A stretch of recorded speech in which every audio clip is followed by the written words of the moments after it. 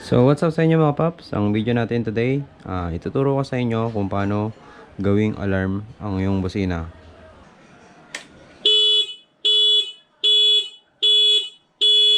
So yun mga paps, kung gusto nyo ng ganitong alarm, panoorin nyo lang tong video na to.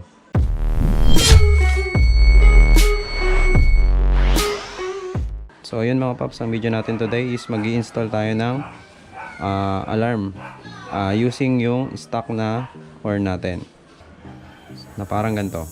So kung merong magtatangkang magnakaw ng motor nyo o magtatangkang mag-on ng ignition nyo, so halimbawa nawala yung susi nyo, tapos may nagtangkang magsusi ng motor nyo, so ganito yung ginawa nya, no?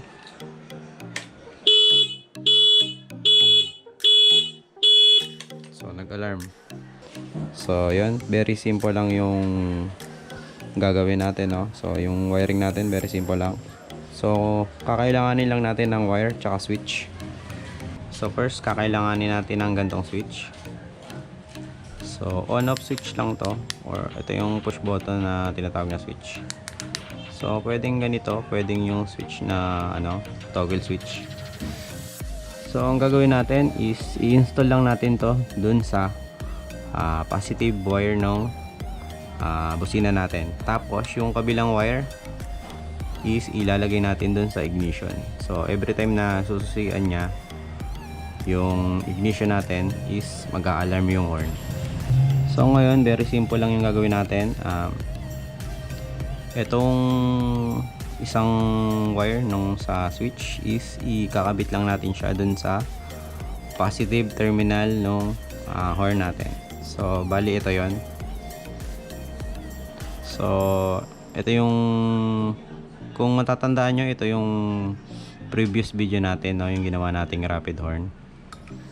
So kung gusto nyo mapanood yung pagkabit nito is i-click nyo lang yung sa taas dyan. Merong magpa-pop up dyan.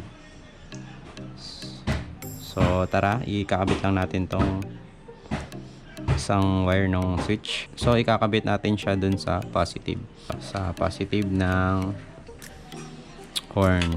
So itatap ko lang to, temporary lang. Bali i-demo ko lang sa inyo kung paano gumagana yung may alarm. So ayan, no, nakonect na natin yung isang wire. Oops, natanggal. So i-connect lang muna natin to, no. Connect lang natin to sa positive ng terminal ng horn. So dito connect lang natin dyan.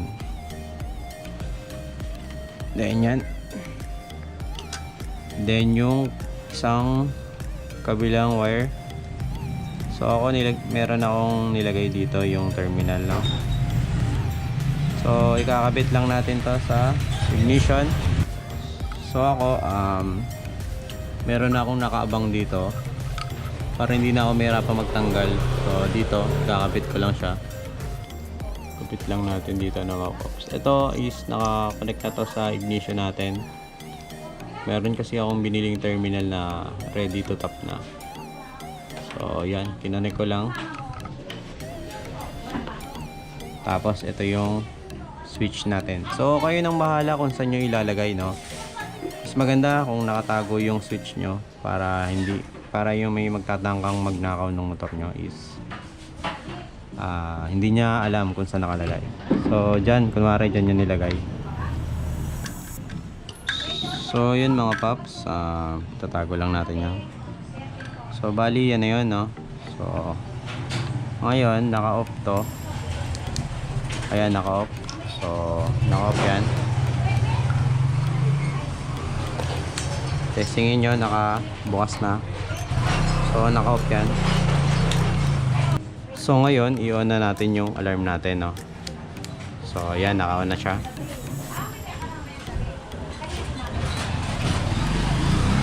So ngayon halimbawa, di ba kadalasan nasisira yung ignition natin, no? Parang naglo-loose. So kahit anong susi pwede. So kung merong master key yung magtatangka magnakaw dito, tapos i-on nya, tingnan natin kung ano mangyari. So yun, So nag-alarm yung busina natin. So ganun lang mag-install ng using yung stock nating busina, no. So ngayon mga paps, kung gusto niyo naman ng alarm nyo is yung merong interval. So kagaya nung rapid horn. So dito natin ilalagay yung kabilang wire ng switch na alarm switch natin. So dito nyo ilalagay sa relay na may B na nakasulat. So dito itatap lang natin siya.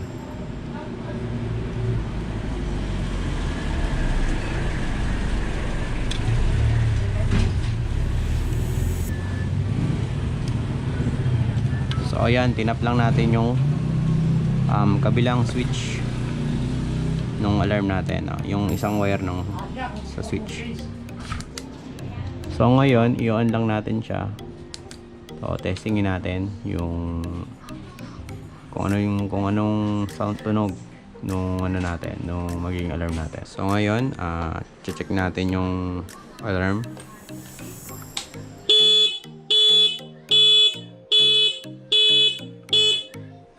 So yun mga paps, mas maganda yung ganong alarm, no.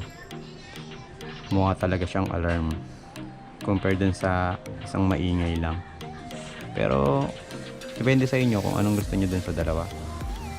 So yun mga paps. So yun, dahil dun sa ginawa natin nung nakaraang video, pwede kung gusto nyo nung stock is pindutin nyo lang yung switch, tapos yun nyo.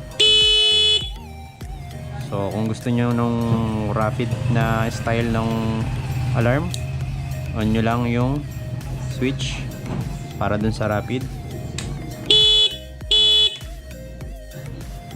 So yun, bali yun mga paps, meron na tayong alarm para sa motor natin, no, using stock na horn tsaka switch lang. So very siya, no, very cheap lang. So very affordable na alarm. So kasi meron talagang nabibiling alarm. So bibili ka pa ng alarm, magkano ang alarm? So itong ginawa natin, DIY lang, very affordable lang. So kahit sino kayang gumawa ng gantong DIY. So shoutout time muna tayo mga paps. Shoutout na lang natin sila paps Ronald Adona. So shoutout sa'yo paps. So sina Paps Miko Ferwelo, shoutout daw ng channel niya. So shoutout sa channel mo paps, Smash and Dash. So puntahan niyo yung channel niya. Then si Paps Jin Ichimaru Inaba. So shoutout sa'yo paps. So doon naman sa mga magpapa-shoutout sa next video natin, no, paki-comment lang yung word na shoutout dyan sa comment section. So para madaling makita ko kung sino yung mga magpapa-shoutout. So yun lang. So may oras pa tayo, no. Pipili tayo ng question sa comment box section natin para sagutin.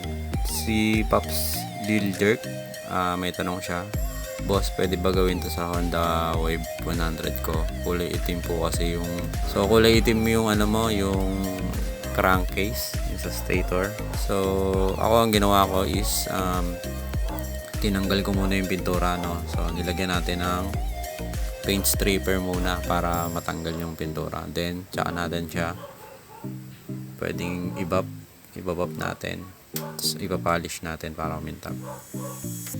So next question, yung kay John Clark Vincent Ferrer. So Pops, same lang ba yung sa akin ng turn signal sa harap? At saan mo nabili yung LED signal sa harap? So nabili ko yung LED signal sa harap ko, nabili ko siya online. Meron siya Shopee or sa Lazada meron. So magkaiba yung socket niya sa harap at sa likod.